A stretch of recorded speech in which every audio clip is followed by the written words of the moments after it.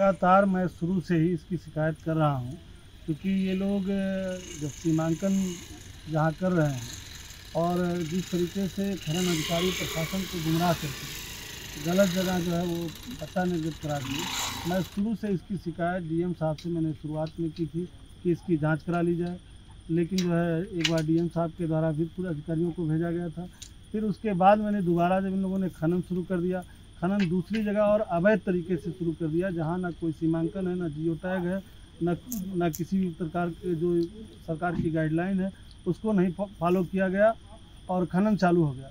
मैंने डीएम साहब से शिकायत की, डीएम साहब ने फिर एक दिन जो है अधिकारियों को भेजा था और अधिकारी लोग आए थे और उस दिन उन लोगों का बयान भी आया था, एडीएम साहब का बयान आया था कि खनन गलत है और इस पर हम जुर्माना ठोकेंगे। लेकिन बस्ती जाकर के ना तो कोई जुर्माना हुआ, ना कोई कार्रवाई हुई और खनन और द्रुत गति से और तेज़ी से खनन चलने लगा।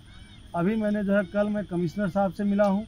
कमिश्नर साहब से मिलने के बाद मैंने उनको एक पत्र दिया कि इस तरीके से हमारे क्षेत्र में अवैध खनन हो रहा है और अब मैं चूँकि मैंने ये कहा था कि अगर हमारे खनन से जो है अवैध खनन नहीं रुकेगा, दोषियों के खिलाफ कार्रवाई नहीं होगी तो मैं अनशन पे बैठूंगा।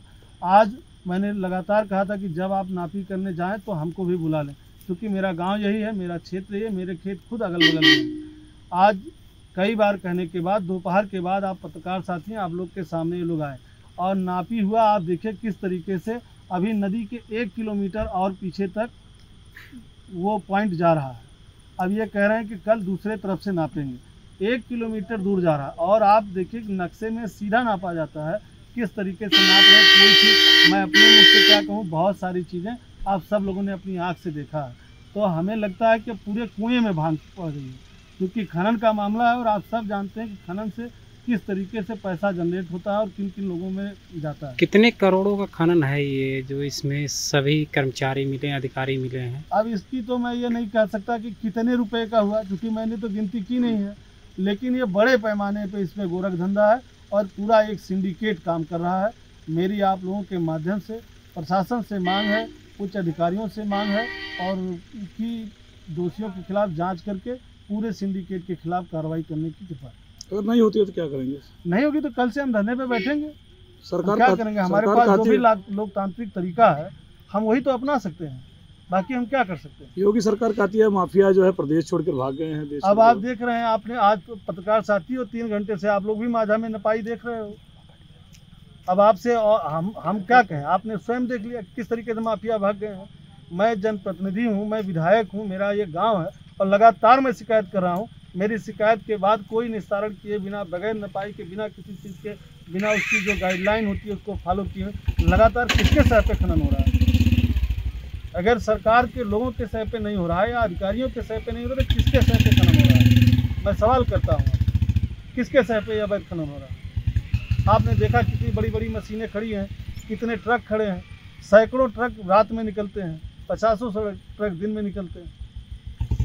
और पिछली बार जो गांव कट रहा था, सबसे महत्वपूर्ण बात ये, पिछली बार जो गांव कट रहा था उस गांव को बचाने के लिए सरकार द्वारा ड्रेजिंग पास से ड्रेजिंग हो रहा है नदी में धारा डाइवर्ट करने के लिए, वो ड्रेजिंग भी फेल हो जाएगी। इसी से 2 किलोमीटर बाद वो ड्रेजिंग हो रहा है।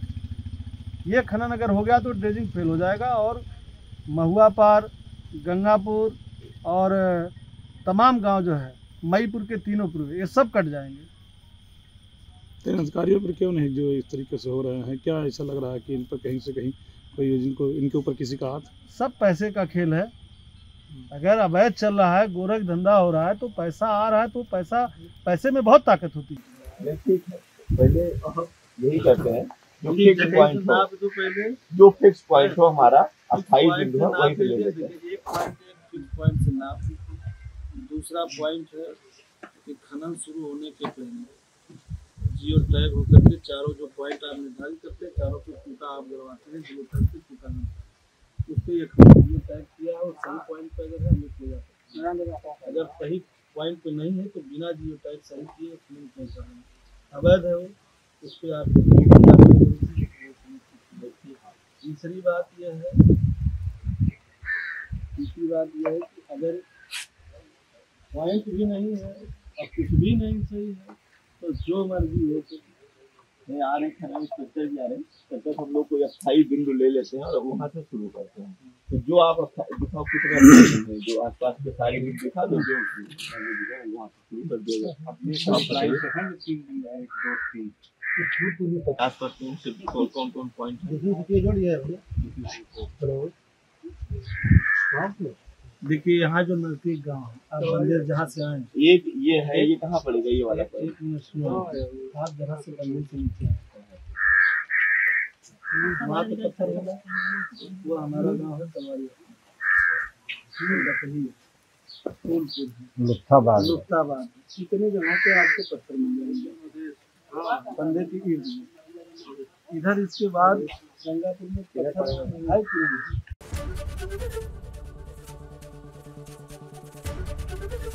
एबीपी गंगा, खबर आपकी, जुबान आपकी।